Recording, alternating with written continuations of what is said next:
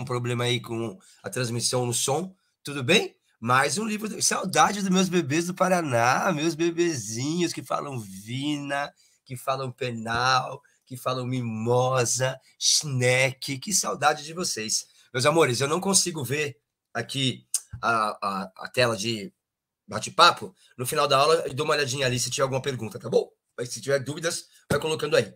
Vamos só lembrar? Já foi Sagarana, já foram os primeiros cantos do Gonçalves Dias, já foi o Morte e Vida Severina, é a nossa quarta obra aí, rumo à Federal do Paraná, certinho? Então vamos começar o nosso encontro? Vamos lá, hoje um livro muito exigente do ponto de vista histórico, que é o Uruguai. Eu gosto muito do Uruguai, mas eu sou velho, né? Necessariamente nossos gostos não serão os mesmos, né? Tem uma obra de 1769, faz a conta aí. É uma obra de 200 e tantos anos atrás, né? E aí, nós vamos conhecer, então, que é uma epopeia. Opa, uma epopeia, épica, epopeia, um texto épico, uma epopeia que tem um herói. Vai ter aquela coisa, né, da atitude heróica, né? Um herói que seja coletivo, tá certo? E que foi escrito para puxar o saco do Marquês de Pombal e atacar a Companhia de Jesus, que são os padres jesuítas. Então, só, aqui, ó o Marquês de Pombal aqui, ó. Felizinho com o Basílio da Gama, né? Hoje vai precisar de uma série de conhecimentos da história. Você vai ter que lembrar de um tal de período pombalino, né? Do governo pombalino, que é do Marquês de Pombal. Você vai ter que lembrar por que ele pegava no pé dos jesuítas. Você vai ter que lembrar, tá certo? Do Tratado de Madrid, das guerras guaraníticas lá no Rio Grande do Sul. Então hoje vai ser uma aula que nós vamos revisar a história, no final das contas, tá bom? É uma obra bem interessante. Bom, vamos lembrar? Então, para começar, a gente precisa falar do Tratado de Madrid. O que foi o Tratado de Madrid? Vamos lá?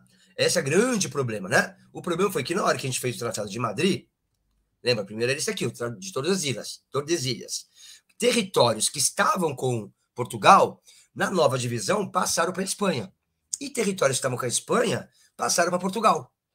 Então tiveram que fazer uma troca aí, tá certo? E essa troca não foi muito tranquila, porque ninguém perguntou para quem estava morando lá se eles queriam trocar de coroa. Aliás, para os indígenas nem queriam saber se eles, né, queriam ser de algum tipo de reino europeu, né? Então, o que acontece? Por exemplo, você vai lá no Uruguai tem uma cidade chamada Sacramento, tá certo? Que era colônia Sacramento, chamada de colônia a cidade hoje, que era portuguesa, mas que ficou para o Uruguai, porque ficou para o Reino Espanhol, tá certo? E trechos que eram da Espanha passaram para o Brasil, onde estavam os guaranis. Então, isso vai dar uma confusão desgraçada esse Tratado de Madrid, tá? Tá aí o Marquês de Pombal. Vamos lembrar do Marquês de Pombal? Ele é um déspota esclarecido. Déspota, um tirano. Mas que leu Rousseau, Diderot, Montesquieu, ou também 1700 e poucos, iluministas. Rousseau, Diderot, Montesquieu, D'Alembert, Voltaire, tá certo? E aí, o que aconteceu? O Marquês de Pombal, que era um homem culto, começou a perceber. A Inglaterra vai para frente, a França vai para frente, a Alemanha todo mundo vai para frente. E Portugal não vai. O que ele concluiu? Que Portugal não ia para frente porque não chegavam ideias novas no país. E por onde que entram as ideias novas? Via educação. E quem controlava a educação portuguesa? A Companhia de Jesus. Então o Marquês de Pombal vai jogar nas costas dos jesuítas a fatura do atraso português. Então, de novo, meus amores, o Marquês de Pombal, esclarecido, que leu leitor de Rousseau, Diderot, Montesquieu, concluiu: o meu país não vai para frente, está atrasado, porque não tem renovação de ideias. E as ideias entram no país pela educação. Só que os iluministas, obviamente, né, questionam a questão religiosa. Todo mundo que pensa demais começa a questionar, né? Ser comandado por uma igreja, por uma religião. E aí, o que aconteceu? O Marquês de Pombal, então, percebeu que a culpa era dos jesuítas. Então, ele vai expulsar de Portugal e de todas as colônias, Brasil, Angola, Moçambique, Guiné-Bissau, todo mundo, todo lugar, os jesuítas, a Companhia de Jesus, para tentar modernizar o país. Tá bom? Então, vamos lembrar. Então, a gente já falou aí de duas coisas de história. O período pombalino e a questão do Tratado de Madrid. Então, nós estamos no iluminismo. Então, no iluminismo, quem que manda? A cabeça, as luzes, a razão, a argumentação. Então, nós vamos ver durante essa obra, em vários momentos, vamos ler juntos, ó, há vários exemplos da obra na tentativa de demonstrar que havia interesse dos dois lados, guaranis e tropas luso-portuguesas, de tentar evitar o conflito com argumentos racionais. nós vamos ver que os indígenas que tentam argumentar com os portugueses são elogiados. Os portugueses que tentam negociar com os indígenas argumentando também são elogiáveis. Tá certo ou não? Então existe uma clara oposição à igreja, já que os jesuítas são teocêntricos. Certinho? Então vamos conhecer primeiro o Basílio da Gama. Por que o Basílio da Gama vai puxar o saco do Marquês de Pombal? Porque o Basílio da Gama estudou com os jesuítas e quase foi um padre jesuíta. E o governo do Marquês de Pombal não começou a pegar no pé só dos jesuítas, mas também pegava no pé de quem tinha estudado com os jesuítas, que gostava dos jesuítas, bem? Que tinha tido uma educação inaciana. Então, para quem não sabe, né, os jesuítas, né, eles foram fundados por Santo Inácio de Loyola. Então, quando você fala que você teve uma educação inaciana, é que você teve uma educação jesuítica. E aí, como o Basílio da Gama estudou com os jesuítas, quase foi jesuíta, ele foi preso. O que ele fez para poder sair da cadeia? Primeiro, ia casar a filha do Marquês de Pombal. Ele fez um poema dedicado à filha do Marquês de Pombal, que já ficou lisonjeado. E aí ele deixa ele sair da cadeia. E aí, quando ele saiu da cadeia, de quase jesuíta, ele virou caçador de jesuíta. Ele começa a pegar no pé dos jesuítas, da Companhia de Jesus. Ou os colegas que não são católicos, né? Você sabe que os padres são divididos em equipe, né? Tem os franciscanos, que seguem o que São Francisco de Assis dizia, né? Tem os jesuítas de Santo Inácio de Loyola, tem os dominicanos de São Domingos, tem os beneditinos que São Bento, tá certo ou não? Então, você tem como se fosse equipes, né? E aí, os jesuítas são perseguidos pelo Marquês de Pombal, e assim como quem estudou com os jesuítas. Como o Basílio da Gama estudou com os jesuítas, perseguido. Para se dar bem, começou a puxar o saco do Marquês de Pombal e vai fazer um livro em que os vilões da obra, são jesuítas. Tá tudo organizadinho na cabeça? Tudo bem, meus amores? Então tá bom. Então tá lá. De jesuíta, ele virou quase um caçador de jesuítas. Você viu lá no comecinho? Que a Companhia de Jesus é o horrendo monstro. Então, obviamente, quando ele escreve no livro Os Bons Padres, é sendo irônico aqui. Ele escreve Bons Padres, é uma ironia danada. Tá certo ou não? Tranquilo? E aí você vai lembrar que os jesuítas, né, fundaram as reduções jesuíticas ou guaraníticas, né? Que é toda ali na região ali do Rio Grande do Sul, pega um pedaço do Paraguai e da Argentina, lugares maravilhosos, né? Do ponto de vista cultural. Fundava uma igreja, os indígenas começavam a aprender a tocar instrumentos musicais, cantar em coral, tudo bem? Hoje, com a cabeça que nós temos, a gente sabe que foi horrível aquilo, né? Foi aculturar os indígenas, tá certo? Mas se você pensar do ponto de vista assim da Europa, aquilo era um luxo, né? Os indígenas estão aprendendo a tocar instrumentos musicais, cantar em canto gregoriano, cantando em corais. Eles achavam, os padres estavam fazendo bem para os guaranis, tudo bem? E aí, se tiver algum coleguinha aí que é gaúcho, né, deve conhecer essa história. Um dos heróis gaúchos é um indígena que é citado nesse livro e que existiu mesmo, o Cepé Tirayu. Você vê que existem várias obras aqui, né, que homenageiam o Cepé Tirayu. Aqui, ó, uma cruz de uma missão jesuítica. Tá vendo aqui, ó? Olha os jesuítas aqui trazendo a cruz. Certo? Deixa eu só ver aqui uma coisinha, se vocês estão falando comigo aqui em algum lugar. Pera aí. Deixa eu ver se tem alguma coisa aqui no bate-papo. Vocês estão por aí? Tem alguém por aí? Tem alguém aí? Tem algum aluno aí do AU, da Mercedes, do Batel? Escreve aí no bate-papo para eu ver se tem alguém aí. Boa tarde. Tem alguém aí? Oiê. Tem ninguém aí? Bom, vamos continuar, né?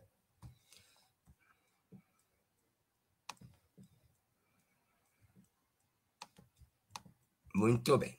Então, meus amores, quem vai ser, né, o grande herói deste livro? O grande herói do livro, o Uruguai, vai ser, tá certo? O general Gomes Freire de Andrade, que no livro é chamado de O Invicto Andrade, o Benevolente, o Ilustre General, de excelso coração e peito nobre. Então, obviamente, que o Basílio da Gama vai transformar como herói um representante do Império Luso, Logo, uma extensão do braço do Marquês de Pombal no Brasil.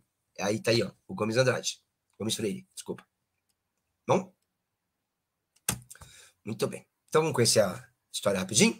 Nessa época, nessa epopeia, a temática é a luta travada entre as tropas luso-espanholas contra os índios guaranis dos 7 povos das missões, que estavam instalados nas missões jesuíticas no atual Rio Grande do Sul, e lutaram contra o que estava estabelecido no Tratado de Madrid. Tudo bem? Os portugueses, que no livro são chamados de os nossos. Por que, professores, vão chamar de os nossos? Porque você vai lembrar que não existia em 1700 e pouco a ideia de brasileiro.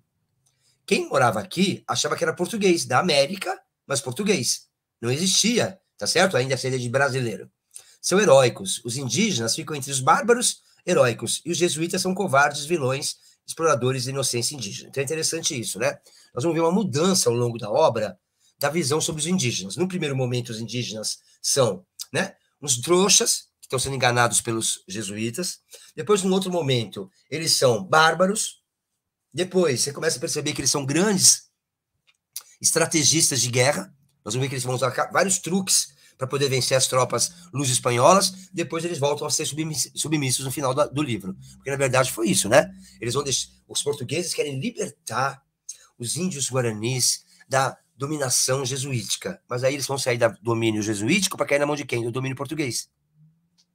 Certo? Basílio da Gama soube como poucos transformar política, o pombalismo, em poesia, já que sua obra é uma exaltação ao poderoso ministro português Marquês de Pombal. Bom? Marcelo, os portugueses são... Olha o Fernando Pessoa aí, ó, estranhando. Os portugueses são nossos? Porque não existia essa ideia de Brasil, né? Então, olha lá. O Uruguai é considerado um marco do nacionalismo literário brasileiro, por ser precursor da utilização do indígena como personagem ficcional. Mas o conceito de nação brasileira é estranho ao contexto do poema e a sua atribuição, um anacronismo. Então, achar que é, ai, que bacana, essa primeira obra que fala de indígena é o começo do nacionalismo literário. Mentira, não tem essa ideia de nacionalismo aqui. Porque quando ele fala nossos, são os portugueses, e não o Brasil, tá? Então, nós temos aqui uma narrativa híbrida, misturada, dividida entre a exaltação dos feitos pombalinos, do Marquês de Pombal, e a justificativa da rebeldia indígena, a partir do ataque aos jesuítas.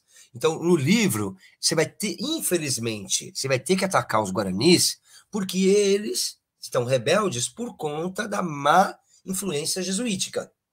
Não é que os indígenas são maus por essência.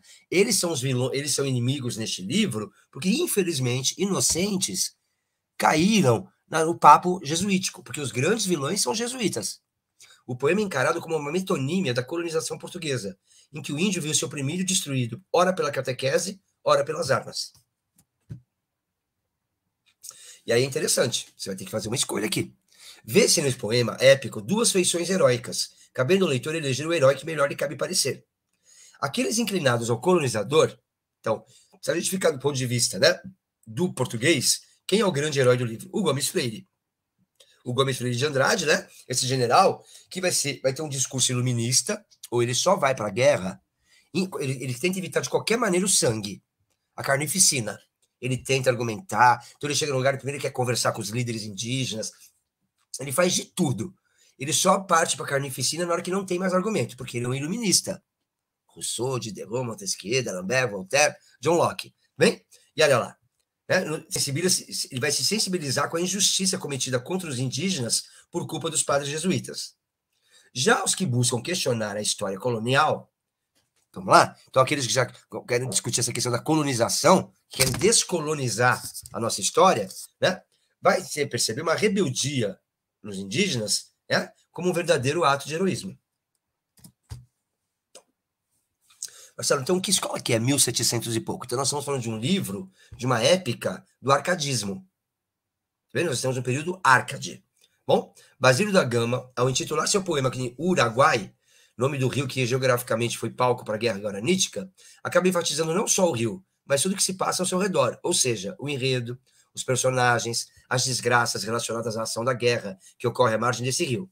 Esse título também denota uma intenção nacionalista que busca a valorização do local histórico, da terra e da natureza brasileira. Por esses aspectos, a valorização local, o elemento indígena como herói nacional, que o épico é visto por muitos críticos como uma obra que pronuncia as características do romantismo. Então, eu não diria, eu concordo que não, a gente não pode falar que é uma obra nacionalista, porque não existia ideia de Brasil, mas ele está sim antecipando algumas coisas do romantismo. Tudo bem? Muito bem. Então, aí, ó, esses são os indígenas que são citados no livro. Dá uma olhadinha. Quem são os mais importantes? O Cepé, porque é o herói gaúcho até hoje. O Cacambo, que é o grande herói mesmo do livro. Esse Baldeta, que é um indígena chamado Baldeta. E o padre que tem nessa região chamava Balda. Baldeta seria o Balda pequeno. A mãe dele não ficava grávida. E aí ela foi ter uma conversa com o padre e, milagrosamente, ela engravidou. Bem? O Caitutu, que é irmão da Lindóia, e a Lindóia. Oh, sem dúvida, se eu tiver que destacar aqui, ó, o Tatu-Guaçu não é importante. O Cobé e o Pindó também são só citados. Agora, a Tanajura vai fazer um feitiço, uma bebida, que vai fazer a Lindóia ter um delírio, tá certo? O Cepé vai aparecer um sonho pro Cacambo. Então, são personagens interessantes aí, tá? Os jesuítas, quem são? O Balda, que você já vê que é um mau caráter porque não respeitou o celibato, vai ter um filho indígena, o Baldeta, o Tedeu e o irmão Patusca. Você já vê que é ironia, né? A Patusca é um salafrário, é um bandidão, é um vagabundo.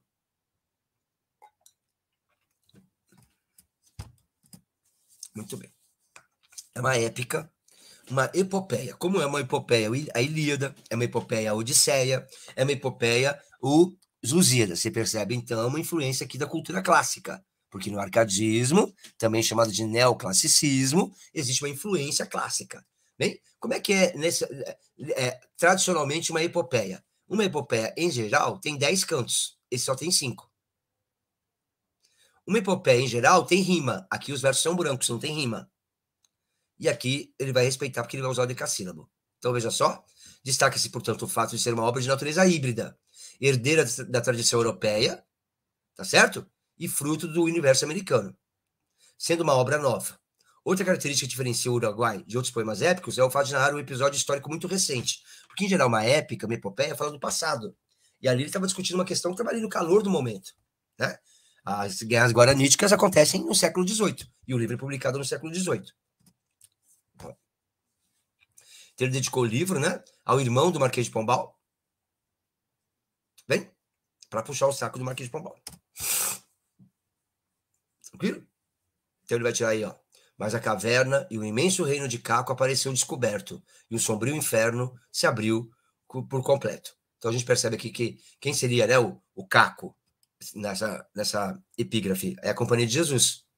O imenso reino dos jesuítas apareceu descoberto e o sombrio inferno, quer dizer, quem olhava de fora achava que aquilo era legal. Nossa, os indígenas estão aprendendo a cantar em coral, aprendendo a tocar instrumento musical, fizeram uma igreja, estão aprendendo a falar português, mas quando aquilo foi realmente, né, visto por dentro, viu que, na verdade, os padres exploravam os indígenas, a mão de obra indígena, lembrando que tudo isso é a visão que o período pombalino tem dos jesuítas. Esquece isso, depois você vai ler. Hoje a gente não vai ler tudo, né? A aula é uma motivação, né? A nossa live é uma motivação para você se interessar e ir atrás da obra. Bom, então tá lá, ó. Fumam aí, começa logo assim, ó. O começo é o final. Fumam, quer dizer, ainda tem a fumaça, ainda nas desertas praias, lagos de sangue estépidos e impuros. Você vê que é uma carnificina, tem um lago de sangue, em que odeiam cadáveres despidos, pasto de corvos, dura ainda nos vales o rouco som da irada artilharia. Então você vê, né, que nós vamos ter uma história em ordem cronológica, mas o comecinho já está te colocando no cenário do que vai acontecer no final da obra, uma carnificina. Então, toda obra que é uma epopeia tem que pedir ajuda de um ser superior, e aqui vai ser a Calíope, que é a musa da poesia épica. Musa, honremos o herói que o povo rude subjugou do Uruguai, e no seu sangue, nos decretos reais, lavou a afronta. Quem é esse herói? Este herói é o general Gomes de Freire, de Andrade. Ele dedica, né? Para o Marquês de Pombal, para o irmão do Marquês de Pombal, herói e irmão de heróis. Aqui, ó. Então, o irmão do Marquês de Pombal é o herói e é irmão de heróis. O Marquês de Pombal é herói também. Então, o que aconteceu, professor? Então, a gente começa a perceber logo no primeiro canto, né, que está tendo uma briga, porque os jesuítas não estão respeitando o Tratado de Madrid. não estão devolvendo para, ou entregando para os portugueses, um território que foi dos espanhóis, mas que agora, pelo Tratado de Madrid, vira português. Então, a enganada Madrid envia ao Novo Mundo para cumprir a vontade do rei, um núncio severo.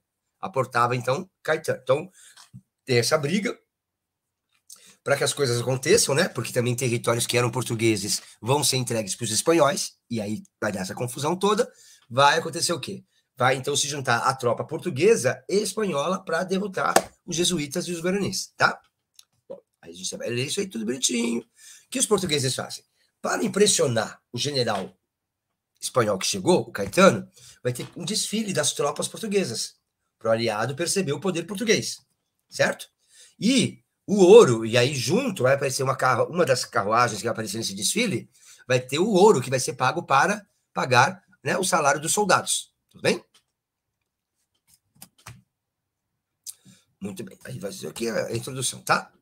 Aí nós vamos ter aqui um jantar para homenagear o Catânio, que é o general espanhol que chegou. Nesse jantar, um cara vai declamar poesias e meio que vai profetizar as glórias do futuro. Sempre homenageando o Gomes Freire, tá? Se aos padres seguem os rebeldes povos, então, de novo, a culpa não é dos guaranis. Eles só vão pagar o preço do sangue porque, infelizmente, inocentes seguiram a vontade dos jesuítas. Certinho?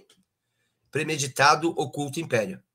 Porque, na verdade, né, o que o Arquete Pombal vai alegar? Que os jesuítas estavam organizando um novo império que não ia obedecer nem à coroa portuguesa, nem espanhola. Interessamente, tinha interesses de formar um terceiro reino. Então, é como se os portugueses e os espanhóis estivessem criando uma cobra dentro do seu quintal. Os jesuítas. Bom, aí nós vamos ter aqui toda a discussão sobre o Tratado de Madrid, tá certo? A questão da troca dos 7 povos das missões pela coroa de Sacramento, que era portuguesa, tá certo? Olha lá, toda essa ideia aí do que está acontecendo. Bom, os índios são atrevidos por culpa dos jesuítas, não sofrem tanto os índios atrevidos, juntos um nosso forte entanto assaltam, e os padres os incitam e o acompanham, que a sua discrição só eles podem aqui mover ou sossegar a guerra. Olha lá, a culpa é dos padres que estão incitando os indígenas. Alguns indígenas serão feitos prisioneiros e serão usados no início do segundo canto. Bom, de novo, qual é a visão que o livro tem dos indígenas? Isso é importante. Ou não se esqueça que a Federal do Paraná adora fazer questões comparando obras, e nós vamos ter indígena no 9 Noites, nós vamos ter indígena no primeiro, você viu lá, Ijuca-Pirama, você viu a Canção dos Tamoios, você viu lá, né, a Moema, você viu um monte de indígena heróico, exageradamente perfeito, cavaleiro medieval, com todos os valores do mundo, no Primeiros Cantos do Gonçalves Dias. Aqui nesse livro, como é que vão ser os indígenas? É uma mistura entre desprezo, são ignorantes, são inocentes, são facilmente enganados pelos jesuítas, admiração, sabe, são grandes estrategistas de guerra, fazem estratégias maravilhosas, e empatia. É nisso aqui que nós vamos estar, né? Entre desprezar, reconhecer, porra, os caras são bons na guerra, e depois subjugá-los novamente, tá? Então, embora Basílio celebre uma guerra destruidora, no fundo o poeta não simpatiza com ela, e quase justifica o inimigo, que assim como os índios também são tratados como vítimas dos padres jesuítas, lamentando a necessidade cruel da razão do Estado. Então, Marcelo, o Gomes Freire vai matar um monte de indígena. Ele tem que fazer isso, infelizmente. Ele tentou argumentar. Ele não foi culpado. O culpado são os jesuítas, que levaram os indígenas guaranis para essa situação, tá? Então, veja, por exemplo, ó, eles vão elogiar a disciplina militar dos indígenas. Você acabou de ver no primeiro canto um desfile das tropas portuguesas para impressionar o general espanhol. Lá na frente vai ter o casamento da Lindóia, tá certo? E aí vai ter o desfile das tropas indígenas. É muito legal nesse livro, porque em vários momentos nós vamos ter esse tipo de analogia. Lá no comecinho as tropas portuguesas desfilam, lá no final os indígenas vão desfilar. Vai ter uma técnica chamada corveia, né? Que você queima o campo para você nascer coisa nova. Lisboa vai pegar fogo. Vai nascer uma Lisboa mais forte. Ele faz esses paralelos. É uma grande obra, gente. Eu sei que você está cansado. Eu sei que nós estamos aí precisando no Enem. Eu sei que você já está muito, né, cansado, mas é uma obra que merece o nosso respeito, porque é muito bem escrita. Muito bem escrita. Então, vamos lá, Marcelo. Você falou que os indígenas são grandes estrategistas. Conta uma estratégia? Posso contar. Por exemplo, usar a corveia. Como eles sabiam que os portugueses e os espanhóis estavam vindo, tá certo? E a cavalo, o que eles fizeram? Botaram fogo no campo, para os cavalos chegarem e não ter comida. Por exemplo, tinha também uma estratégia, né? O que os guaranis fazem? Eles tinham cavalos selvagens. Eles domaram os cavalos. Então, ele vinha com o cavalo até um certo ponto. Aí ele cansava, como ele já tinha dominado aquele grupo de cavalos, ele podia pegar aquele cavalo e continuar. Então ele sempre tinha cavalos dispostos ao longo do campo, dos pampas, para ele ir trocando, se o cavalo ficasse cansado. Tem uma outra técnica que eles vão usar, eles vão ficar escondidos em buracos. E aí, quando o cara está chegando, de repente sai aquele monte de indígena e consegue vencer o inimigo. Então os indígenas eram grandes estrategistas, tá? Mas são incultos, são inocentes, tudo bem? E graças a Deus eles encontraram um generoso inimigo, que é o Gomes Freire, tá certo? Olha lá. E aí outra coisa que é elogiável nos indígenas para o Basílio da Gama é porque é um povo que tem consciência da sua história. Então, em vários momentos, quando eles vão argumentar com o Gomes Freire, eles vão falar dos seus antepassados, eles sabem quem eles são. Tá bem?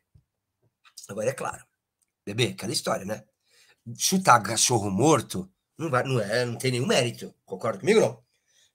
Olha lá, o Brasil vai jogar com um time da 6ª divisão do campeonato espanhol. Qual vai ser o mérito se ele ganhar esse jogo? O Gomes Freire, ele fica mais ainda heróico e elogiável porque ele enfrentou um grande inimigo. Um antagonista ótimo, os indígenas guaranis, servem para mostrar como o protagonista, o Gomes Freire, é excelente. Certinho? Então, os guaranis têm a função estrutural de antagonista. Como tal, o indígena é obrigatoriamente cumulado de qualidades positivas que o tornam capaz de engrandecer a vitória do herói protagonista. Eles têm que ser bons, esses indígenas, para o Gomes Freire ficar melhor ainda. Aí está o rio Jacuí, que enche de vez em quando, e aí é chamado de Nova Veneza. É interessantíssimo as metáforas que ele vai usar. Que meninos, vamos pensar juntos? Existem umas regras para você fazer uma épica, né? Tem que ter uma dedicatória. A gente viu que ele dedicou para uma musa, né? A ninfa, a musa Calíope, né? Tem que ter um número de cantos específicos. E aí você tem que fazer comparações com a cultura clássica. Tudo bem? Então é interessantíssimo porque, por exemplo, ele vai comparar a Lindóia com a Cleópatra. Eu vou mostrar lá na frente. Então tem umas soluções que ele usa que são muito bacanas e divertidas, tá? Aí tá esse rio aí que é o Jacuí. É interessante também que de vez em quando, né? O eu lírico, lembra, é poesia. Quem é que está escrevendo não é o Basílio da Gama. Quem está escrevendo é o eu lírico. O eu lírico, de vez em quando, ele começa a contar o tempo como os indígenas fazem. 2 vezes a lua prateada curvou no céu, serenos alvos cornos, e ainda continuava a grossa enchente. Então são 2 meses. Bom, esse é o primeiro canto. Então, o primeiro canto, vamos fazer um resumo do primeiro canto. Vai ser a chegada de um general espanhol que vai se juntar às tropas portuguesas, e as tropas luso-espanholas vão tentar resolver a questão porque não se está cumprindo o Tratado de Madrid. Pelo Tratado de Madrid, parte do território que era português passa para os espanhóis e parte do território que era espanhol passa para os portugueses. Bem? E os padres jesuítas, mal intencionados, porque na verdade eles não querem seguir nem os espanhóis, nem os portugueses, eles querem criar o próprio reino deles, são os grandes inimigos deste livro. Muito bem. Vamos lá? Chegou então, saem as tropas do Rio de Janeiro, vão para o Rio Grande do Sul. Então, o general Gomes Freire de Andrade e suas tropas encontram os indígenas guaranis. Bom, tem um general, tem lá um comandante português que quer começar a guerra de uma vez, né? Mas o Gomes Freire não. Como o Gomes Freire tem um grande coração, é um bom, ele falou, vamos negociar primeiro. Vamos tentar evitar a guerra. Tá certo ou não? Vamos tentar usar o quê? O argumento racional, porque é uma escola clássica. Ou vão lembrar? Toda vez que fala de clássico, eu peço para você guardar 3 coisas. Uma Miss, 90, 60, 90. Equilíbrio, simetria, harmonia. Lembra a estátua grega? Cabeça grande, pênis pequenininho? Razão, argumentação racional. Tudo bem? É a tentativa iluminista de fazer a razão se sobrepor à emoção. Olha o que ele vai dizer, o benevolente, o homem bom que é o Gomes Freire Andrade. Tentem-se os meios de brandura e de amor. questa inculta sente simples. Vamos tentar primeiro com a brandura. Bom, então, como ele é o líder dos brancos, dos europeus, o Gomes Freire manda chamar os líderes dos indígenas. Então, vão se aproximar o Cepé e o Cacambo. O Cepé, que realmente existiu e é um herói gaúcho, tá? Muito bem. O que é interessante? O Cepé, você viu aqui? Aqui nós temos um general Gomes Freire que é racional e o Menezes que já quer ir para a guerra. Olha o paralelo. Nós vamos ter aqui o Cacambo que vai negociar racionalmente e o Cepé fala, para de papo e vamos para a guerra. Tá? Então você já sabe. Gomes Freire é elogiável, o Menezes não. Cacambo é elogiável, porque é racional, iluminista, Cepé não. Tá? Tá organizadinho na cabeça? Bora lá. Lembrando também os navegantes, né? Que depois você tem uma lista de exercícios para fazer. Para fixar tudo isso, tá? Bora. Fica aí que é legal. Bom, eles vão tentar negociar, mas sem muitas mostras de sinal de cortesia. Né? Ele vai tentar usar lugar das... Ele não quer as armas, ele quer dar lugar à razão. Podemos salvar essa gente, né? A sua vida e o sangue desses desgraçados. Cacambo tentando ser claro e colocando os pontos nos is, alertando inclusive que troca portuguesa é uma má escolha, pois a colônia de Sacramento era mais interessante economicamente do que aquelas terras para os portugueses. Então, olha o Cacambo dando lição de moral para os portugueses. Vocês são besta. Vocês vão dar para os portugueses espanhóis, né? A colônia de Sacramento, que ficou para o Uruguai, por essas terras aqui. Vocês tinham que desfazer esse tratado de Madrid. Bem? Se é o rei da Espanha, ao teu rei, quem é o teu rei? Ao rei do Gomes Freire. Colocando então que os índios guaranis não se sentem, tá certo? Submissos ao rei português. Muito bem. Aí, né? O Gomes Freire vai começar a negociar. Assim, vocês são trouxas, certo? Vocês estão entregando, né? Para os jesuítas o seu melhor. O melhor que vocês têm. Vocês estão para eles, né? Para os benditos padres. Olha o que vocês vão dar para eles. Vocês dão para eles que eles mandem nos seus corpos, nas suas almas, tá certo? Sem outra mais paga. Vocês moram em podres choupanas, usam roupas de algodão, tá certo? Enquanto eles estão com fantásticas riquezas. Aqui, Basílio da Gama tenta mostrar que os índios eram enganados pelos vilões jesuítas, que os faziam trabalhar. Nada lhes dava e ainda os fazia crer que a riqueza dos padres era um presente divino pela pregação que faziam. Então, o Cacambo tentando sempre negociar. Você percebe que o Cacambo, articulando racionalmente a mesma retórica do europeu, para defender os seus direitos à terra, não é o selvagem bárbaro, inocente, ignorante como foi pintado. É o índio que usa no debate argumentativo a mesma racionalidade ilustrada do século XVIII, que sobrepõe as armas à razão. Bem? Mas que, ao se referir à sua cultura, ao seu trabalho, à sua forma de sustento, o faz de forma realista, verdadeira, pouco fantasiosa. Então, o Cacambo não é um bárbaro. Se ele argumenta, se ele racionaliza, se ele tenta ser conciliador, ele é ótimo. Olha o que ele fala lá na frente, ó. Entre os gentios, os indígenas, o único que na paz e em dura guerra, de virtude e valor, deu claro exemplo. Então, você vê que o Cacambo é o grande herói do lado indígena. Tá? Olha lá. Não queiras ver se cortam nossas frechas. Vê que o nome dos reis não nos assusta. O teu, Gomes Freire, o rei português, está longe. E nós, os índios, não temos outro rei mais do que os padres. Então, é claro que essa fala não saiu da boca de um indígena, é o Basílio da Gama, né, criando qual é o argumento, qual o álibi para poder atacar os indígenas, porque eles estão submetidos a um outro rei. Que rei que é esse? Os jesuítas. Os indígenas, idealizados a La Rousseau, que lembra que o Rousseau dizia que tinha o bom selvagem? Tinham uma boa índole, até serem corrompidos e influenciados pelos padres jesuítas, rebelando-se contra a coroa portuguesa. Cacambo pode até ser racional, mas o grupo Guarani não. Aí, o Gomes Freire ouviu todos os argumentos do Cacambo, né? Que alegou que eles estão fazendo um mau negócio, que eles estão, né? Que o rei deles é os jesuítas, etc, etc, etc. E aí o Gomes Freire vai responder: não é o rei que é seu inimigo. O seu inimigo são os padres, justamente os padres jesuítas. Ó, alma grande, digna de combater por melhor causa. Vê que te enganam. Quem que é essa alma grande? O Cacambo. Estão te enganando. Olha lá. Fez-vos livres o céu. Mas nem a escravidão, nem a miséria quer o benigno rei. que o fruto seja da sua proteção. Esse absoluto império ilimitado que exercita em vós os padres, como vós, vassalos, é império tirânico, que usurpam, nem são senhores, nem vós sois escravos. O rei está aqui para te ajudar a sair da mão desses tiranos, que mandam no seu corpo, porque você tem que trabalhar para eles, e na sua alma. O nosso rei não vai fazer isso. Tá certo? Porque eles não são reis, os jesuítas, e vocês não vão ser escravizados na mão do nosso rei. Porque hoje vocês são escravizados dos jesuítas. Certinho? A intervenção do Marquês de Pombal no cenário indígena se justifica por ser o ministro, representante do rei, o libertador dos indígenas sob o domínio opressivo dos jesuítas. Assim, o indígena é apenas um suporte para a celebração do Marquês de Pombal, associada à desqualificação dos jesuítas. O índio já seria duplamente um escravo dos jesuítas e da sua vida selvagem. Bem, aí o Gomes Freire continua. Cacambo, grande líder indígena que sabe negociar racionalmente. Olha aqui, o rei é vosso pai, quer-vos felizes.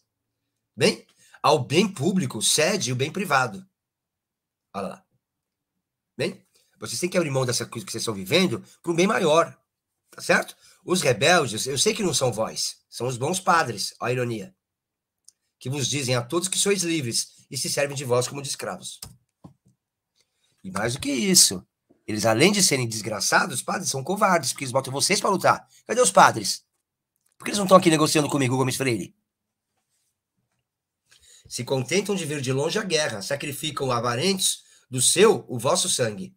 Então eles economizam o seu sangue aqui é o sangue dos padres, para acabar com o vosso sangue, dos indígenas. Não me chames de cruel.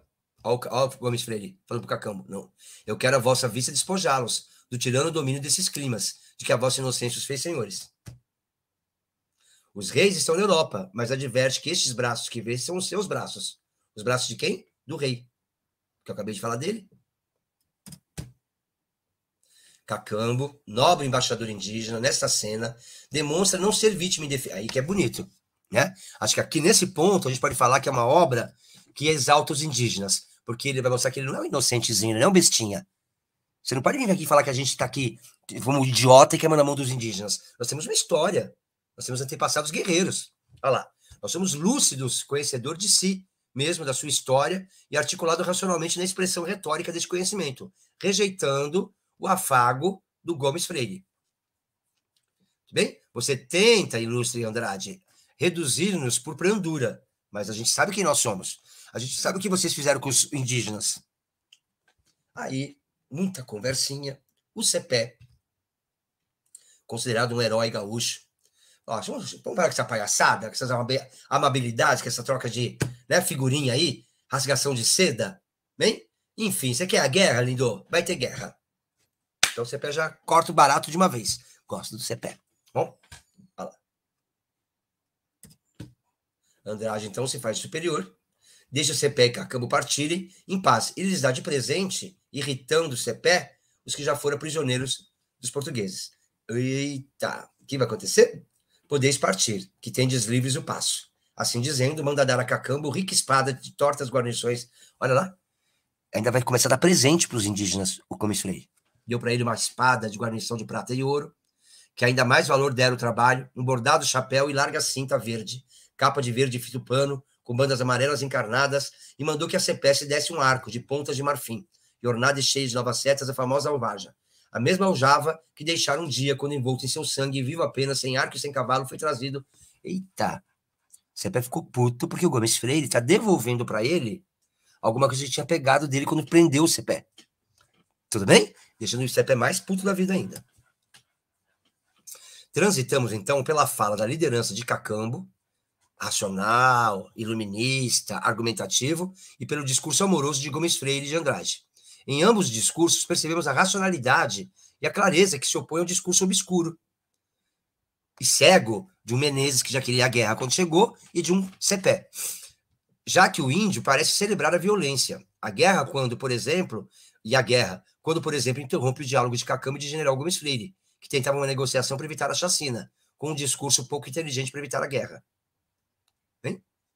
Crítica de Basílio da Gama a quem vai contra um dos pilares do iluminismo, a racionalidade. Começa então a batalha. Aí, bebê, vai ser sangue para tudo que é lado. Bora lá? Vamos começar? Sem acordo, começam então os preparativos da batalha. Os portugueses descobrem mais uma estratégia militar dos guaranis. Eles se escondiam em trincheiras camufladas. Nuvens de índios surgem, porque os portugueses acharam que ia ser fácil. Começa então a sair um monte de indígenas debaixo da terra. Bem, erguem todos um bárbaro alívio. E sobre os nossos, quem são os nossos? Os nossos são os portugueses, porque a gente era português da América. Bem, cada qual encurva 1000 vezes e 1000 vezes solta o arco. Começa então uma guerra. Vamos lá? Entre eles, não sei, contam, não sei se é certo, que o tivera a estéril mãe por orações de Balda. Chamaram Baldeta. Então, um dos indígenas é o Baldeta, provavelmente o filho, tá certo? Do padre Baldeta. Bom. Baldeta é neutralizado, então, pelo Gerardo, quando surge Tatu-Guaçu, que será gravemente ferido. Um monte de indígena morre nessa história e os portugueses vencem. Os guaranis, então, têm que fugir, que estão, os sobreviveram, que estão muito feridos, conseguem fugir, tá? E vão correr para onde? Para conseguir clamar aos céus e encomendando a vida às orações dos padres jesuítas. Muito bem. Um indígena que vai se destacar é o Caitutu. Caitutu, de outra parte, altivo e forte, opunha o peito à fúria do inimigo e servia de muro à sua gente. A gente, se eu estou falando do Caitutu, o sua gente são os indígenas. Quem é ele? Ele é o irmão da Lindóia, que nós vamos ver lá na frente que é importante. O Cepé vai ser morto nessa batalha. Tudo bem? Isso vai ser importante porque ele vai aparecer depois num sonho, num delírio pro Cacambo, tá? Mais de um golpe a Cepé na testa e peito fere o governador e as rédeas cortam o cavalo feroz. Bem? Acabou, morreu o nosso amigo. Tá lá o corpo desarmado, estrago horrendo. Massacre Guarani, vitória luso-portuguesa. Morto o grande Cepé, já não resistem. Anima os seus o rápido Cacambo. Caitutu mal ferido. Deixa Tatu-Guaçu por onde passa rios de sangue. Todos estão mortos ou feridos. Cacambo salva os índios que pode e se retira. Tudo bem? Primeiro canto, a chegada do espanhol, o desfile das tropas portuguesas, a reclamação porque os portugueses não estão cumprindo o Tratado de Madrid por conta dos jesuítas, que na verdade não querem agradar nem portugueses nem espanhóis, querem fundar o seu próprio reino. Segundo, canto, chegam lá para a guerra, mas o generoso, benevolente, maravilhoso Gomes Freire não quer a guerra, tenta negociar. Negocia com o Cacambo, mas vem o Cepé e corta o barato. Começa a guerra sangrenta, morre muitos indígenas, entre eles o Cepé. Canto 3.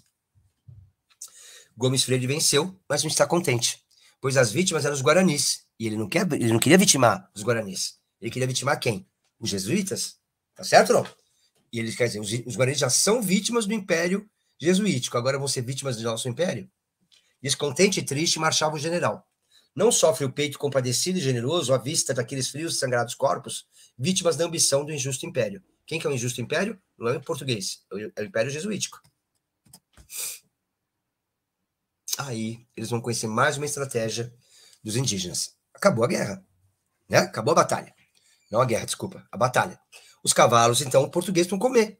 Só que não tem mato, porque os indígenas tinham feito a coivara. O que é a coivara? Botar fogo no mato, que aí vocês, né? Para a terra começar a ser renovada para a plantação, tá? É o método agrícola indígena, certinho? Prevendo a batalha com os portugueses, os guaranis deixaram propositadamente o mato crescer e ficar seco, evitando assim também alimentar os cavalos das tropas inimigas. Bom, Cacambo tá arrasado, vai ter um sonho. Quem que aparece no sonho? O Cepé, porque o Cepé, bebê, é do fuxico. Mesmo em sonho, ele quer a guerra. Então ele vai incentivar, falou, pô, e aí? Né? Vai acontecer. Por acaso, se ainda vive no seu peito o desejo da glória, ao duro passo resiste valoroso. Ah, tu podes. Bem?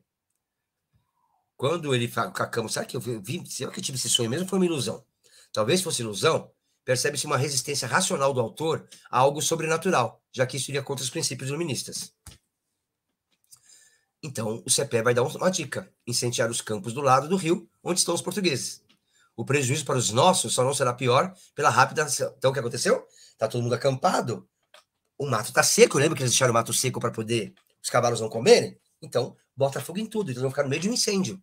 Tudo bem? E aí, o nosso amigo Cacambo vai aceitar a sugestão, vai entrar no rio Uruguai, e o rio parece que está do lado dele, que vai levar ele silenciosamente conduzir até onde estão os portugueses. Então a natureza está com os indígenas, e aí ele vai botar fogo no mato, só que o Gomes Freire foi muito rápido e conseguiu salvar as tropas portuguesas. O herói Cepé, após sua morte, deixa de ser representado no plano da história e entra no plano maravilhoso, do mítico, quando aparece em sonho para dar orientações a Cacambo de como proceder. Cepé será caracterizado pelo heroísmo mítico coletivo. Olha lá. Já sabia o pátrio rio, Uruguai, e dando um jeito à urna, fez com que as águas corressem mais serenas. Bem, quem vai ajudar também? O vento.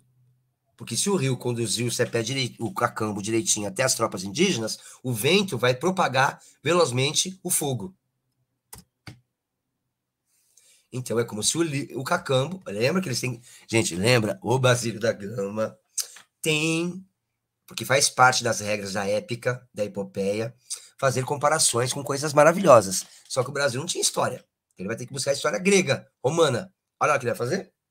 Ele vai dizer que o Cacambo é o novo Ulisses. Ulisses, aquele rei da Guerra de Troia. Lembra que eles botaram fogo em Troia? Olha lá. Não de outra sorte, o cauteloso Ulisses, vaidoso da ruína que causara, viu abrasar de Troia. Vai comparar ele com Troia. Olha lá. Cacambo botou fogo, ele não sabe o que aconteceu. Ele acha que deu certo, né? Botou fogo e saiu correndo. Mal sabia ele que Gomes Freire, o sensacional general Gomes Freire, salvou as tropas portuguesas. Cacambo voltou para avisar o padre Baldo do que ele tinha feito. Certo? 4 dias de viagem. Porque as bonitas dos padres não estão na guerra, né? As bonitas estão lá, rezando. Bem? Então agora nós vamos ter um spoiler do eu lírico. Porque o coitadinho do Cacambo, mal sabe ele que está indo encontrar, agora sim ele vai encontrar o seu verdadeiro inimigo. A gente acha que o inimigo do Cacambo é o Gomes Freire, né? O inimigo do Cacambo é o Padre Balda, porque o Padre Balda quer matar o Cacambo.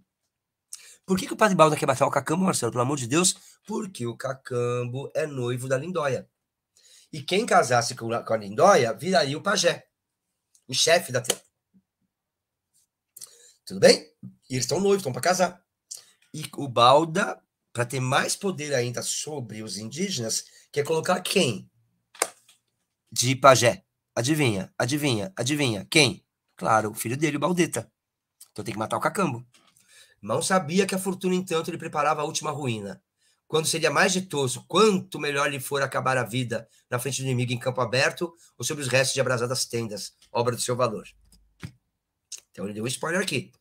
O leitor nessa semana, por que era melhor ele ter morrido com os portugueses? Vamos lá? O que vai acontecer? O Balda, então, vai envenenar o Cacambo. Bem? Vai matar esse generoso indígena, cuja presença era importuna e perigosa.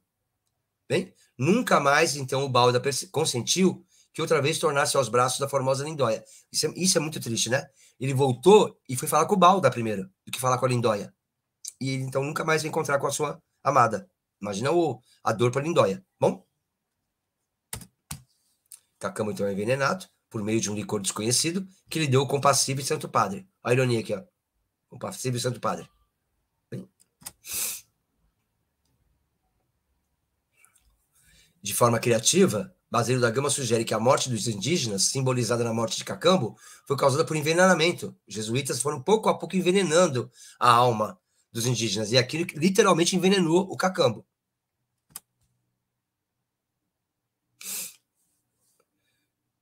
E aí, bebê, por que o Balda é muito baixo? Ele é muito baixo porque ele tirou do Cacambo o direito de morrer como um herói. Ele morreu de um jeito ridículo. Pro Cacambo, o bom era ter morrido na mão dos portugueses. Já pensou, gente, o Gomes Freire te matar? Porra, fui morto pelo Gomes Freire. Não, fui morto por um padre safado que me envenenou. Professor, eu tô perdido. Por que o Balda... O Cacambo não é um indígena? Os indígenas não são amigos dos jesuítas? Por que ele fez isso? Então, de novo, porque ele quer casar o filho dele, Baldeta, para virar pajé. Tá? Bom. que vai acontecer então? Lindóia vai saber do ocorrido por meio da feiticeira Tanajura, que conhece a família de Lindóia há muitas gerações. A imagem visão surge num líquido. Deixa eu só mexer esse meu PowerPoint aqui. Tá errado. Peraí, é uma desgraça, né?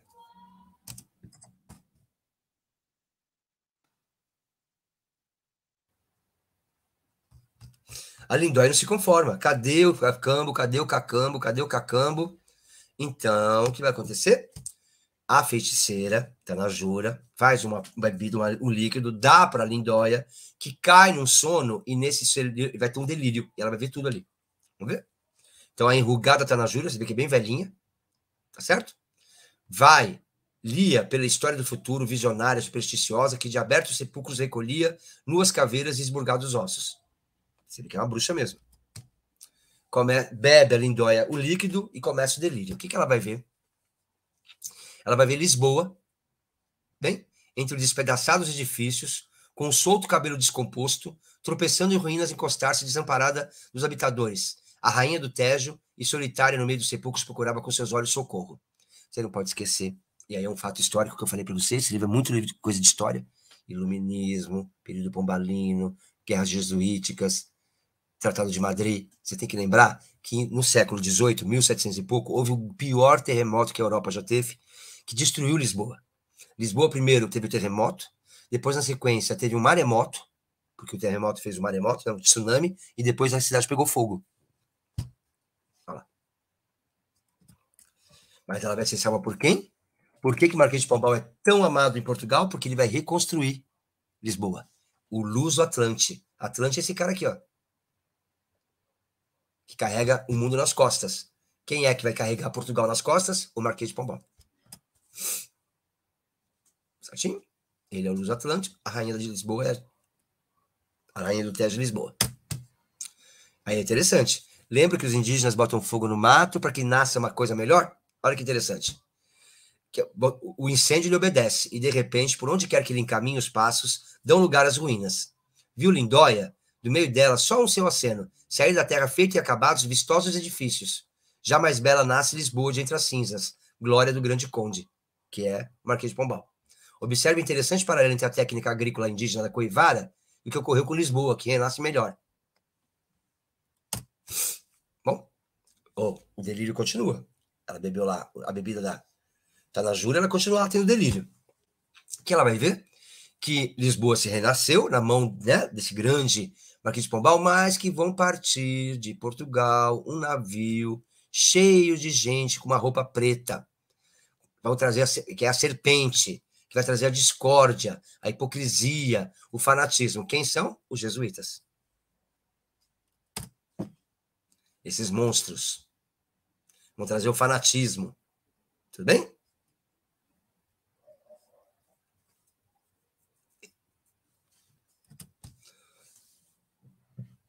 E aí ela vai ver o futuro. O que ela vai ver no futuro? Ela vai ver, então, no delírio que ela vai ter, já vai ter um prenúncio que vai acontecer na obra. Ela vai ver a República Jesuítica sendo destruída. E, nesse sentido, né, o Cacambo vai ser vingado. Porque, na verdade, né, ao matar o Balda, ou né, punir o Balda, você está punindo quem matou o Cacambo, tá? Vê no seu sonho destruída a República infame e bem vingada a morte de Cacambo. Claro que ela não entendia tudo, porque ela não sabia que foi o Balda que matou o Cacambo, né? Então, vamos lá? Vamos ver se... Vamos parar aqui um minutinho? Respirar um pouquinho? Será que as regras de uma época estão sendo cumpridas nesse livro? Tem que ter fatos históricos. Tem fatos históricos aqui? Tem. Tratado de Madrid, Iluminismo, Guerras Guaraníticas, período pombalino. Tem a mistura do plano real e do plano mítico maravilhoso? Tem. O Cacambo tendo um delírio com o Cepé. A Lindóia tendo delírio com a bebida da Tanajura. Temos heróis coletivos? Temos. O Cepé, que representa toda a força indígena, tá certo? E o Gomes Freire, que representa a força lusitana. Tá tudo certo. Sim? Checklist feito. Tá tudo bem aqui? Se checklist está feito, bora lá. Interessante, né? Então, ocorre neste livro um equilíbrio entre a razão, representada pelo discurso racional e iluminista, e o mito, maravilhoso, representado pelo segredo e mistério do sonho de Cacambo e da visão de Lindóia. Porque lembra? Para os gregos, para os romanos, a chave da felicidade está onde? No equilíbrio, na harmonia, na perfeição, 90, 60, 90. Canto quarto. Ô, tá aguentando aí firme? Lembra que são 5 cantos? Estamos na reta final já. Bora lá. Aguenta firme aí. Fica aí. Bora? Canto quarto. Primeiro canto, o desfile das tropas portuguesas, a argumentação, por que tem que fazer a guerra. Canto 2, tentativa de negociar do Gomes-Freire com Cacambo, entra o CPE no meio do circuito, vamos para a batalha. Morte, chacina, carnificina com os indígenas, morte de CPE. Terceira parte, o nosso amigo vai ter um delírio com o CPE, Botafogo acha que matou os portugueses, mas o Gomes Freire foi mais rápido, e mal sabia ele que o inimigo principal era o Balda, que o mata envenenado para impedir que ele case com a Lindóia. Lindóia tem um delírio e vê o que vai acontecer na obra e com a história de Portugal, tá? Bora lá? Lembra que quem está falando não é o Basílio da Gama, é o Eulírico. O Eulírico, então, acusa os jesuítas de terem armado os guaranis com armas de fogo. Que negue agora a pérfida calúnia, que se ensinava aos bárbaros gentios indígenas a disciplina militar.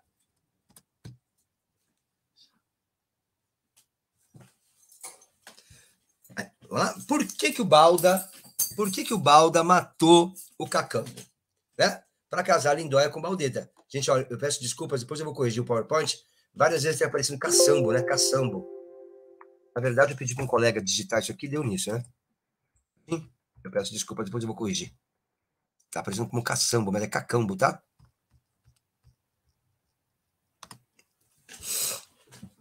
Muito bem. Claro que ele quer dar Lindóia por esposa ao seu Baldeta, que é seu filho.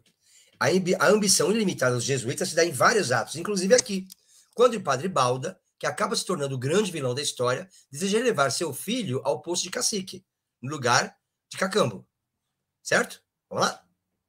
Seu Baldeta, fica clara a paternidade do Balda. Vão ter os arranjos feitos, então, para casar a Lindóia com o Baldeta. O que vai acontecer, então? Vai começar, então, a preparação da festa de casamento. Então, começa o desfile das tropas indígenas. Lembrando, canto 1, quando eu botei o desfile das tropas portuguesas. Tá amarrando tudo bonitinho? Livraço. De novo, eu sei que, né, 1700 e pouco, mas que é muito bem escrito, é muito bem escrito. Então, vamos conhecer vários indígenas agora, e esse vai ter a única referência ao canibalismo aqui, ó. Comem os seus mortos. Bem, começam a chegar os líderes guaranis, que quem vai casar com a Lindóia vai virar o cacique, o chefe de tudo. Então, tem várias nações guaraníticas para conhecer o cacique, tá? Olha lá. Observe aqui um paralelo entre estratégia guarani de grupos com funções específicas, como ocorre no canto 1, ao vermos desfilar as tropas portuguesas, também divididas em funções. Vamos conhecer mais 2 padres. Além do Balda, a gente vai ter o Tedeu e o irmão Patusca. Brincalhão, ridículo, extravagante. Cadê a noiva? A noiva, o casamento não acontece com a noiva, cadê a noiva? Porque a Lindóia não quer saber disso.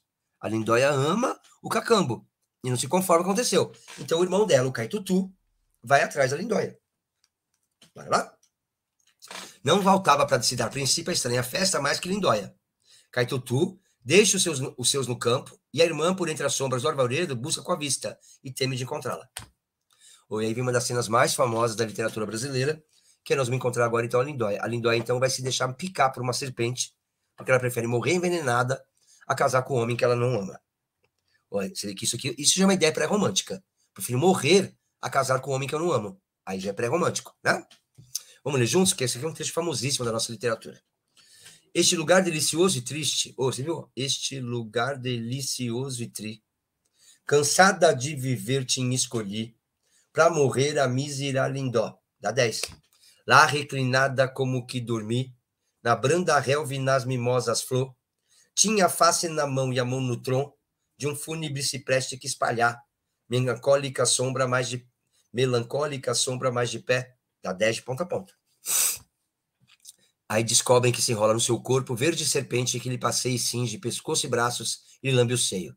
Fogem de ver assim sobressaltados e param cheios de temor ao longe, e nem se atrevem a chamá-la, e temem que desperte assustada e irrite o monstro, e fuja e apressa no fugir à morte. Com medo de, porque a cobra estava enrolada nela, mas eles não tinham visto que ela já tinha sido picada. Olha esse quadro famoso. Tá lá, ó. O Caitutu vai matar a cobra. Ele atira uma flecha e mata a cobra, mas ele não sabia que ela já tinha sido picada.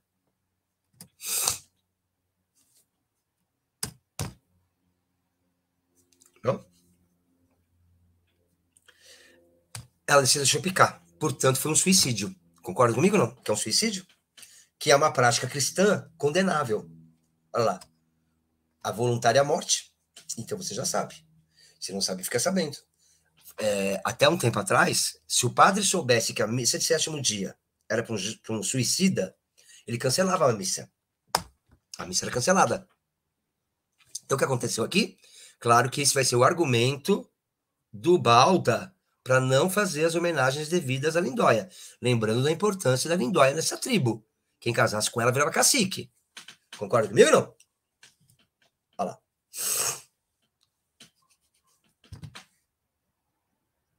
Da estranha novidade ali trazido, o duro Balda decide o quê? Não vai ter nenhuma cerimônia para ela. Ele se matou. Então ela fica desamparada na espessura e exposta. Gente, para um indígena, isso é a coisa mais ofensiva que pode acontecer. Não enterrar o corpo dele. Tudo bem? Então os animais podem atacar, olha lá. Fica desamparada na espessura, exposta às feras e famintas aves, sem que alguém se atrevesse a honrar seu corpo, de poucas flores e piedosa terra. Ora, ora, ora, ora. Ele fez isso porque era uma suicida. Quem foi uma rainha, porque você concorda que a Lindóia é uma espécie de rainha? Quem casasse com ela vira cacique. Quem foi a rainha que a gente conhece também foi picada por uma cobra. Deliberadamente. A Cleópatra. Olha lá, fastosa egípcia, que o maior triunfo temeste honrar ao vencedor latino. Se desceste ainda livre o escuro reino, foi vaidosa talvez da imaginada bárbara pompa do real sepulcro. Amável indiana, olha lá que bonito. Agora vem. Amável indiana, Lindóia, eu, escritor, te prometo que em breve a iníqua pátria envolta em chamas vai te servir de urna e que misture e leve a sua cinza o irado vento. Isso é tão bonito. Fica tranquila, Lindóia, nenhum animal vai te atacar. Porque eu já estou anunciando para você e para os leitores que daqui a pouco vai ter uma guerra em que o campo vai pegar fogo. E aí o que aconteceu? A cinza, né, do campo e a cinza sua vão se unir. Então você não vai ser devorada por nenhum animal.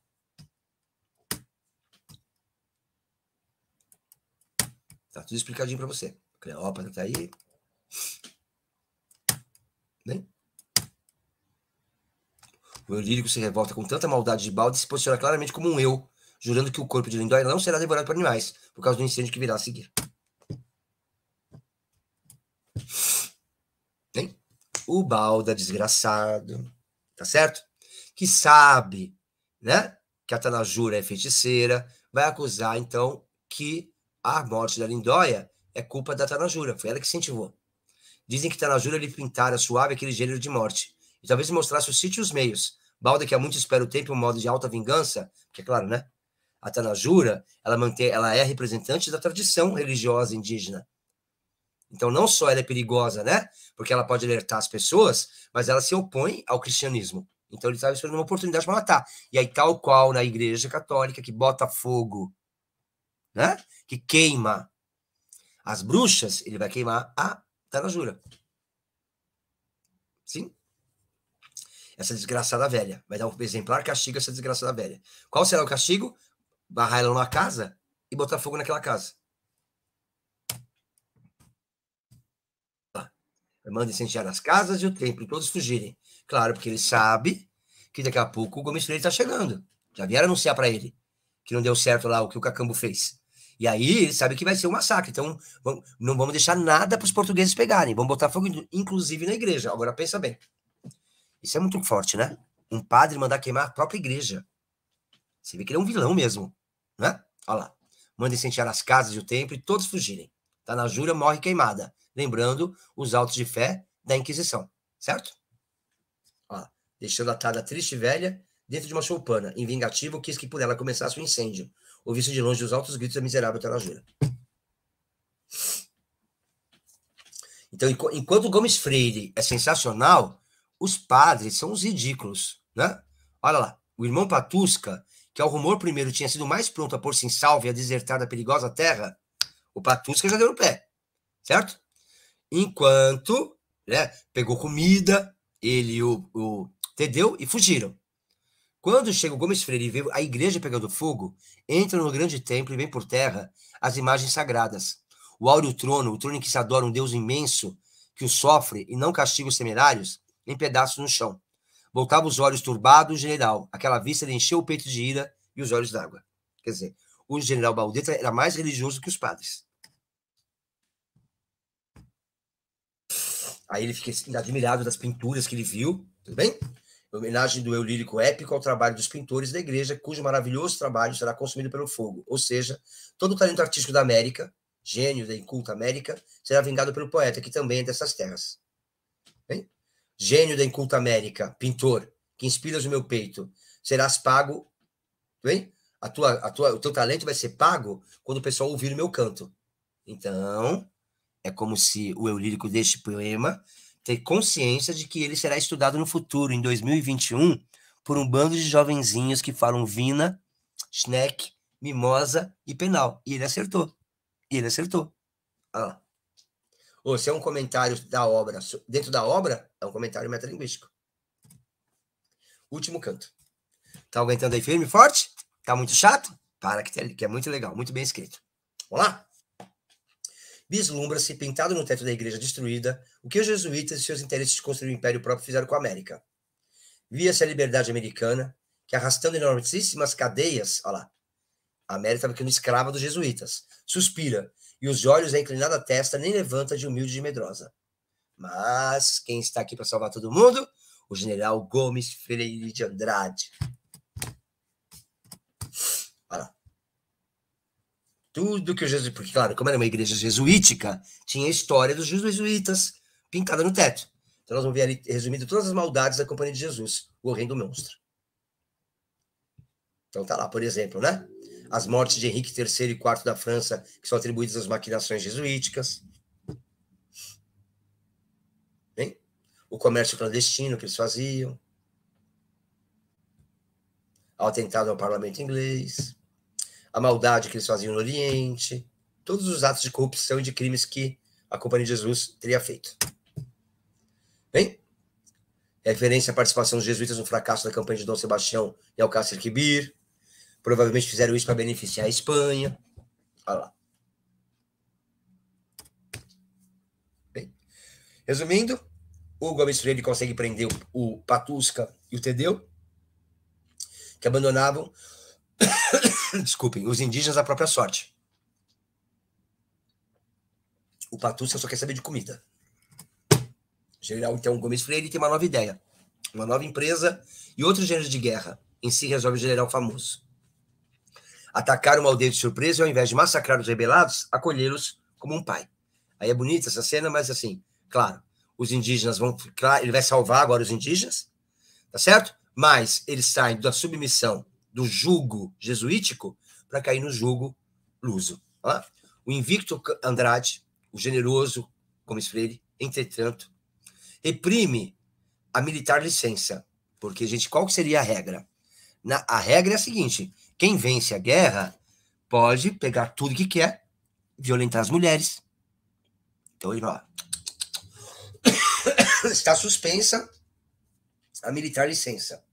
E a todos com grande sombra ampara. Pelo contrário, não vai matar ninguém, não vai violentar nenhuma mulher. Todos eles vão amparar a sua sombra. Alegre e brando no meio da vitória. Em roda o cercam, nem se enganaram, procurando abrigo. Chorosas mães e filhos inocentes. E curvos pais e tímidas donzelas.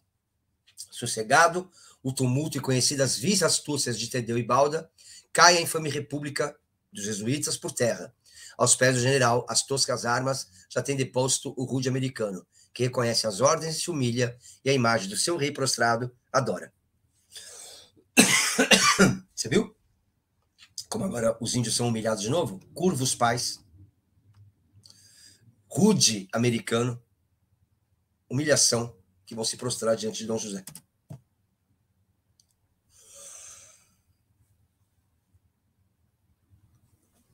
Os índios começam sendo desprezados, são exaltados, elogiados e voltam a ser subjugados. Aí, o eu lírico de novo, profético e um pouquinho arrogante, mas deu certo. Serás líder, Uruguai. Você vai ser líder, livro Uruguai. Cubra os meus olhos, embora um dia escura a noite eterna. Tu vive e goza, livro Guarani, livro Uruguai. A luz serena e pura, vais aos boxes de Arcade. Aí começa toda uma referência ao arcadismo. Olha lá, estão falando dele 200 anos depois. Bom, aí vem com as conclusões. Ao que você percebe, no Uruguai, há duas histórias que são contadas paralelamente. A primeira está focada na exaltação e projeção de Portugal sobre a colônia brasileira e o ataque aos jesuítas. A segunda, centrada nos primitivos habitantes do país, especificamente aos que lutaram bravamente pela permanência das terras, à margem do rio Uruguai, liderados por Sepete Araju e resistindo à dominação estrangeira.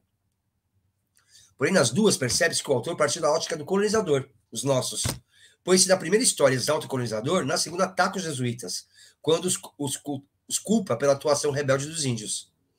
Logo que se percebe uma exaltação política pombalina e uma atitude anti-jesuítica. Aí tem o finalzinho, que é uma homenagem que ele faz. E este foi o nosso encontro do quarto livro da Federal do Paraná 2022. Já foi o Sagarana, já foi Morte e Vida Severina, já foi Primeiros Cantos e agora foi Uruguai. Duas obras falando de indígenas. Nos primeiros cantos, um herói medieval, perfeito, cavaleiro, um X-Men. E agora um indígena que fica entre a exaltação e o desprezo e a humilhação. Um beijo no seu coração e até o nosso próximo encontro. Tchau, tchau.